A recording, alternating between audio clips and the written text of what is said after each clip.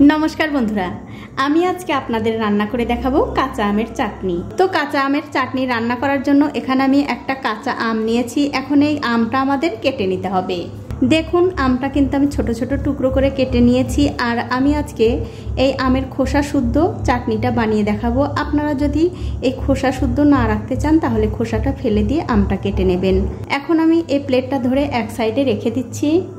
तो चाटनीटा रान्ना करार आगे चाटनिर जोन्नो एकटा मशला बानिये निচ্ছি। तार जोन्नो एकटा कड़ाइते दिये दिलाम एकटा शुकनो लंका और एकटू पाँचफोड़न। एबारे गैसेर फ्लेमटा एकदम लोते रेखे एई शुकनो लंका और पाँचफोड़नटा एकटू भेजे निते होबे। देखुन मशलाटा किन्तु भाजा हये गेछे। एबारे अन्य एकटा प्लेटे तुले एकटूखानी ठंडा करे गुঁড়ো करे निते होबे।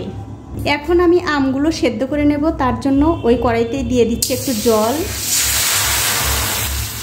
जलटा जखन एकटू भालो करे गरम हो जाबे तखन एर मध्य दिए दिচ্ছি सामान्य एकटू नुन। এখন আমি এই আমগুলো দিয়ে জলের সঙ্গে একটু ভালো করে সেদ্ধ করে নেব। তবে বন্ধুরা আমগুলো কিন্তু খুব একটা বেশি সেদ্ধ করার দরকার নেই, 2 থেকে 3 মিনিট সেদ্ধ করলেই কিন্তু হয়ে যাবে। দেখুন আমগুলো কিন্তু আমি 2-3 মিনিট সময় ধরে ভালো করে সেদ্ধ করে নিয়েছি। এর চেয়ে বেশি কিন্তু সেদ্ধ করার দরকার নেই। এখন এই আমগুলো আমি জল থেকে খুব ভালো করে জল ঝরিয়ে তুলে নেব। এখন আমি চাটনিটা রান্না করব। তার জন্য কড়াইতে দিয়ে দিলাম সরষের তেল। যেদিন আপনারা চাটনি রান্না করবেন অবশ্যই কিন্তু সরষের তেল দেবেন।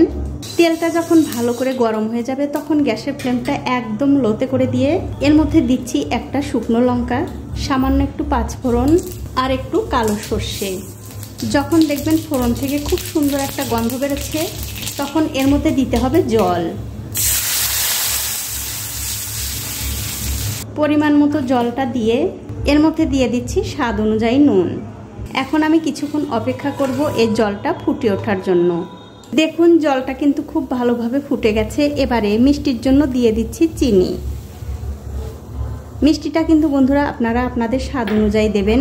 যদি আমের মধ্যে টকের পরিমাণটা বেশি হয় তাহলে একটু চিনি বেশি লাগবে, আর যদি একটু কম হয় তাহলে কিন্তু কম চিনি দিয়েই হয়ে যাবে। এবারে চিনিটা ভালো করে জলের সঙ্গে মিশিয়ে দিয়ে এর মধ্যে দিয়ে দিচ্ছি খুবই সামান্য পরিমাণে একটু হলুদের গুঁড়ো।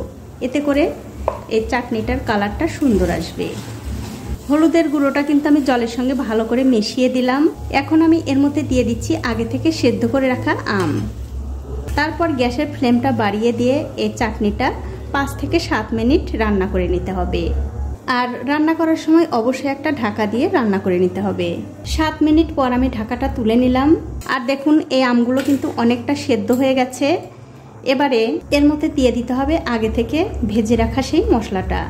তারপর গ্যাসের ফ্লেমটা বন্ধ করে দিয়ে এই মশলাটা এই চাটনির সঙ্গে ভালো করে মিশিয়ে দিয়ে একটুখানি ঠান্ডা করে তারপর আপনাদের দেখাচ্ছি। তো এই দেখুন বন্ধুরা হয়ে গেছে আমার কাঁচা আমের চাটনি রান্না করা। এভাবে চাটনি রান্না করে কিন্তু আপনারা অবশ্যই এই গরমের দিনে খেতে পারেন। খেতে কিন্তু দুর্দান্ত হয়।